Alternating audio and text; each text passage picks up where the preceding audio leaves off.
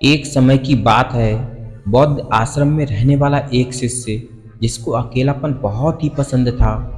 आश्रम का काम खत्म करने के बाद वो एक शांत जगह जाकर बैठ जाता और कुछ विचार करता रहता।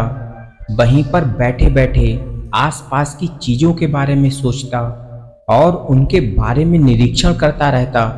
जब वो किसी के साथ रहता था तो उसको जल्दी से अकेले जाकर बैठने का मन करता था। जब वह अकेले रहता था तो बहुत ही खुश रहता था। आश्रम का काम करते करते वह कितना भी थक जाए, लेकिन जब वह अकेले जाकर बैठ जाता तो उसकी सारी थकान खत्म हो जाया करती। वो अपने आप को तरोताजा महसूस करता था। जब भी उसके दिमाग में कोई सवाल उठता तो वह अकेले जाकर बैठता और उसी सवाल पर बार बार विचार करता रहता और थोड़ी ही देर में उसका जवाब भी ढूंढ लेता और बहुत ही खुश हो जाता। अकेलापन उसका बहुत ही अच्छा साथी बन चुका था, एक तरह से उसका गुरु बन चुका था। लेकिन वो अकेले रहता तो आश्रम के दूसरे शिष्यों को ये बिल्कुल पसंद नहीं रहता, क्योंकि दूसरे शिष्य तो जब अकेले होते साथ में खेलते, साथ में बैठकर किसी विषय पर चर्चा करते, लेकिन वो अकेले बैठा रहता, किसी से बात नहीं करता। आश्रम में उसके बहुत ही कम दोस्त थे और जितने भी दोस्त थे उनसे भी वह ज्यादा बात नहीं करता था। वो अकेले जाकर ही विचार करता और अपने ही मन में बातें करता रहता और वो अकेला रहता। इसीलिए दूसरे शिष्य उसको घमंडी, उसको सनकी भी कहते और उसको ये भी कहते कि ये शिष्य तो बहुत बड़ा पागल है, इसको कुछ नहीं आता। ऐसी बातें दूसरे शिष्य उसके बारे में करते रहते।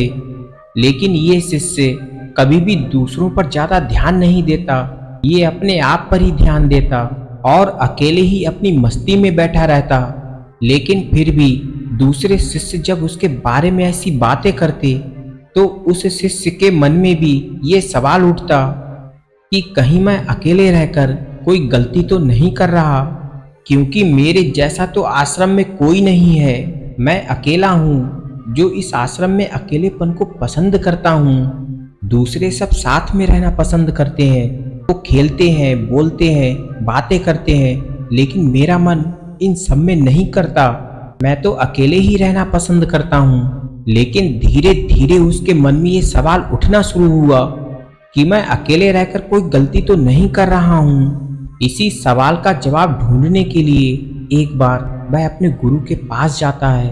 वो गुरु से कहता है कि गुरुदेव, मुझे अकेले रहना बहुत पसंद है, लेकिन दूसरे शिष्य मुझे परेशान करते हैं। मैं जानना चाहता हूँ कि मैं अकेले रहकर कोई गलती तो नहीं कर रहा हूँ। ऐसा करके उसने अपनी मन की सारी बातें अपने गुरु को बताईं। गुरु बहुत बड़े आत्मज्ञानी थे और उसकी पूरी बात सुनने के बाद वो गुरुदेव कहते हैं कि इसमें कौन सी उदास होने वाली बात है। अकेलेपन से ही महान लोगों को सफलताएं मिली हैं। बड़े बड़े तपस्वी अकेले रहकर ही साधना करते हैं। ये कोई बुरी बात नहीं है और इससे किसी भी इंसान को नुकसान नहीं है। अकेलापन तो सफलता का रहस्य है, क्योंकि सफलता के लिए इंसान को अकेले रहना पड़ता है, अकेलेपन से गुजरना ही पड़ता है। अकेलापन ही हमें खुद से मिलाता है। अकेलेपन को तुम नकारात्मक मत समझो। तुझे अकेलापन पसंद है, इसका मतलब ये है कि तेरा वास्तविक जीवन तुझसे मिलना चाहता है। उसके बाद गुरुदेव कहते हैं कि आज मैं तुझे अकेले रहने वालों की 8 खूबी बताता हूँ जो उसको महान बनाती हैं। जो अकेला रहता है उसमें ये 8 खूबियां होती हैं। उसके बाद वो गुरुदेव कहना शुरू करते हैं, पहली खूबी, अकेले रहने वाले सबसे अलग होते हैं। ये उनकी सबसे बड़ी खासियत होती है। हर इंसान में कुछ ना कुछ खास होता है। उस खासियत का पता तब चलता है जब व्यक्ति खुद के साथ समय बिताता है। जो दुनियादारी से ज्यादा ताल्लुक रखता है उसे अपनी खूबी का एहसास नहीं होता। वो दूसरों के किरदार से इतना प्रभावी हो जाता है कि उसकी खुद की वास्तविक गुणवत्ता गुम हो जाती है। जो इंसान अकेले रहना पसंद करता है उसकी अपनी एक अलग खासियत होती है। उसकी अलग एक छवि होती है, क्योंकि उसके अपने खुद के कुछ नियम होते हैं। वो बिना किसी से प्रभावित हुए अपनी जिंदगी अलग ढंग से जीता है। दूसरी खूबी जो अकेले रहने वालों में होती है, सकारात्मक दृष्टिकोण।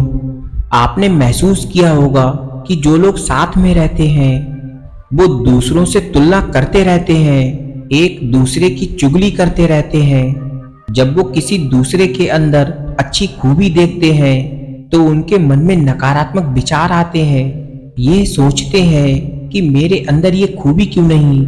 लेकिन जब आप अकेले रहते हो तो उस प्रभाव से दूर रहते हो।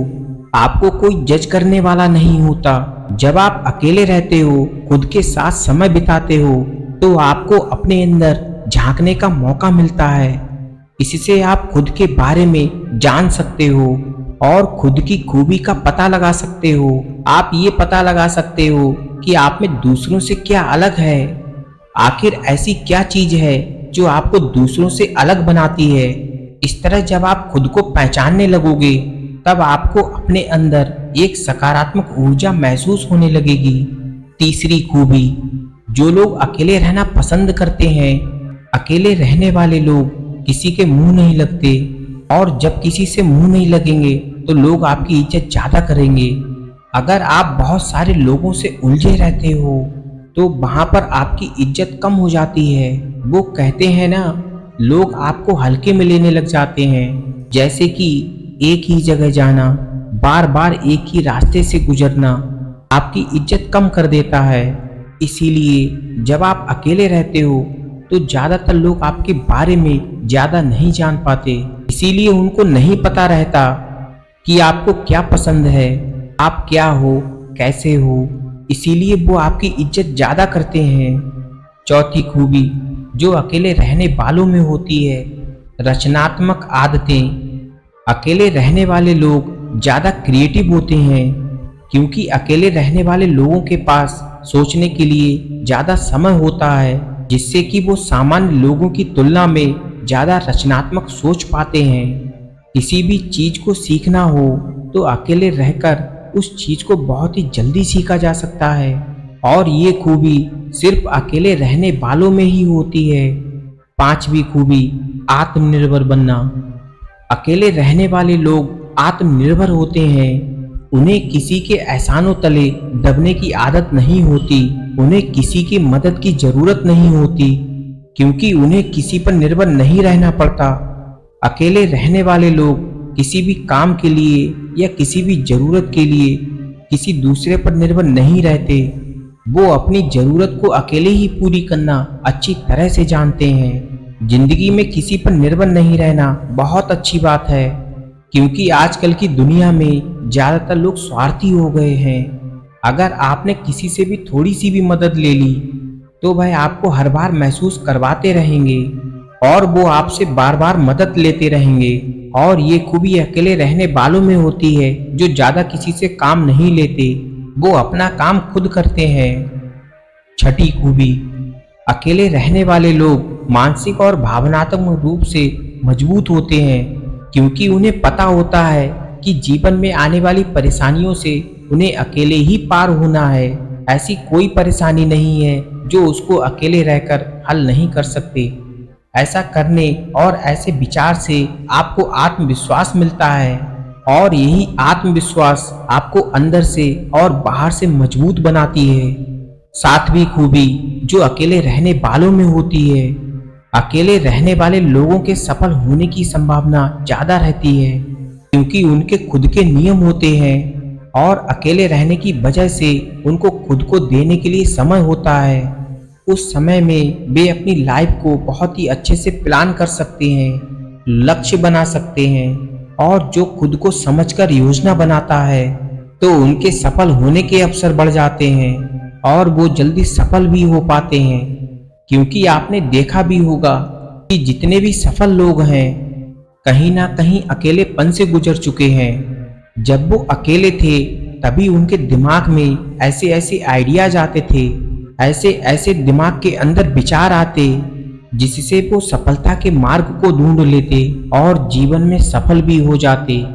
और आठवीं खूबी, वो ज्यादा मेहनती होते हैं, क्योंकि जब वह अकेले होते हैं तो किसी से काम नहीं करवाते, खुद अपना काम करते हैं। इसीलिए उनका शरीर ज्यादा काम करता है और इसी को वो अपनी हैबिट बना देते हैं। उन्हें कभी भी काम से थकान नहीं होती, क्योंकि जो साथ में रहते हैं वो एक दूसरे से काम को बोलते रहते हैं कि भाई तू कर ले, मेरा मन नहीं है, मैं कल कर लूंगा। लेकिन अकेले रहने वाला अपना काम खुद करता है, इसीलिए उसके अंदर काम करने की क्षमता बढ़ जाती है। वो किसी पर निर्भर नहीं रहता, वो अपने आप पर ही निर्भर रहना सीख लेता है। उसके बाद वो गुरुदेव कहते हैं कि अकेले रहना एक वरदान है और तुम्हें अकेले रहने पर सवाल नहीं उठाने चाहिए। तुम उनके बारे में कभी भी नकारात्मक मत सोचो, क्योंकि अकेले रहने वाला इंसान ही इसकी शक्ति को जान सकता है। वो ज्यादा मेहनत करता है, वो अपने बारे में जानता है और उसमें इच्छा शक्ति भी बढ़ती है, क्योंकि इच्छा शक्ति बढ़ने से आदमी जल्दी सफल हो पाता है, अपना काम जल्दी हो पाता है, क्योंकि वो ऐसे ही विचार सोचता है, क्योंकि उसके मन में नकारात्मक विचार नहीं आते और सकारात्मक विचार उसके मन में आएंगे। उसके जीवन के लिए ठीक ही है, उसके भविष्य के लिए ठीक है, अच्छी अच्छी चीजें सोचेगा। और वो कहते हैं ना, जो सोचते हैं वो होता है। और अकेले रहकर इंसान कभी भी अपने बारे में बुरा नहीं सोचता, हमेशा ही अच्छा सोचता रहता है और तभी अकेले रहने वाले लोगों के साथ अच्छा ही होता है। इतना सुनने के बाद वो शिष्य उन गुरुदेव को प्रणाम करता है और वहां से चला जाता है। फिर वो अकेले बैठकर अपने आप पर विचार करता है, अपने बारे में सोचता है। अब वो कभी भी अकेलेपन के बारे में नकारात्मक नहीं सोचता, हमेशा सकारात्मक ही सोचता है। तो दोस्तों, हमें भी अकेलेपन से गुजरना होगा, हमें अकेले रहकर अपने आप को जानना ही होगा, तभी हम सफल हो सकते हैं। अकेले रहने के बाद हमारे अंदर जो विचार आते हैं उनके बारे में हमें अनुसरण करना होगा, तभी हम खुद को जान पाएंगे। उम्मीद है दोस्तों ये कहानी आपको पसंद आई होगी और ये जानकारी भी पसंद आई है तो वीडियो को लाइक और हमारे चैनल को सब्सक्राइब जरूर कर देना। मिलते हैं अगली वीडियो में, तब तक के लिए अपना और अपनों का ख्याल रखें। धन्यवाद।